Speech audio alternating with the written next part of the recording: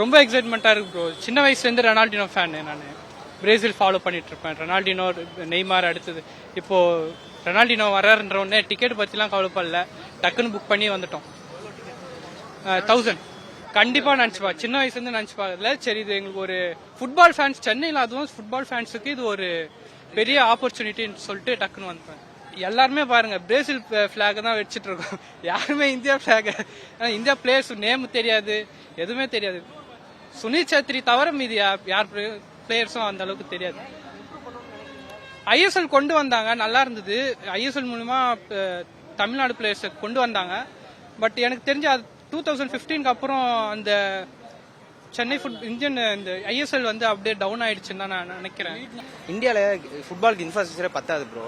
இங்கே இருக்கிற பாதி பேர் டர்ஃபில் விளையாடுறாங்க. இங்கே இருக்கிற ஒருத்தங்க கோச்சிங்கோ இல்லை, இங்கே நிறைய பாலிடிக்ஸ் இருக்கு, அதெல்லாம் முதல்ல குறைக்கணும். ஒரு கேமை வந்து இம்ப்ரூவ் பண்ணணும், சின்ன வயசுலேருந்து இம்ப்ரூவ் பண்ணணும். நம்ம அப்ராட்லாம் பார்த்தா ஃபுட்பாலுன்ட்டு அவங்க எல்லா ஸ்போர்ட்ஸுமே பண்ணணும். நம்ம ஊரில் கிரிக்கெட்னு பண்ணுறாங்க, தப்பு இல்லை. ஆனால் எல்லா ஸ்போர்ட்ஸுக்குமே அந்த இது இருந்தால் மட்டும்தான் எல்லா ஸ்போர்ட்ஸுமே ஆகும். ஃபுட்பாலுக்கு வந்து நம்ம இன்னும் நிறைய சான்ஸ் கொடுக்கணும். நிறைய பிளேயர்ஸ், நல்ல பிளேயர்ஸ் நம்ம ஊர்லேயே நிறைய பேர் இருக்காங்க. ஆனால் எல்லாம் பார்த்தீங்கன்னா சாதா லீக் ஆடி 5க்கும் 10க்கும் காசு வாங்கி சும்மா ஆடிட்டு இருக்காங்க. அப்படிலாம் ஆடக்கூடாது. எல்லாத்துக்குமே ஒரு ப்ரொஃபஷனலாக வெளியிருந்து கான்டாக்ட்ஸ் பிடிச்சி கவர்மெண்ட் சைடில் நல்லா இது பண்ணாதான் நம்ம ஃபுட்பாலோட இதே எல்லாமே டெவலப் ஆகும்.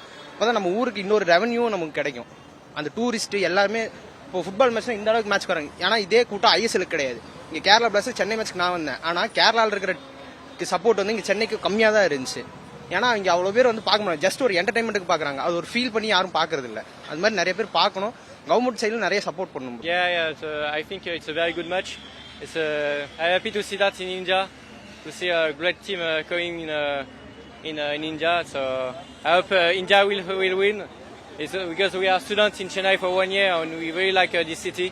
So we hope Chennai will win. For me, I think India will win because they are more young than the other, and I hope India will win. നമ്മ കേരളത്തിൽ നിന്ന് വരികയാണ്.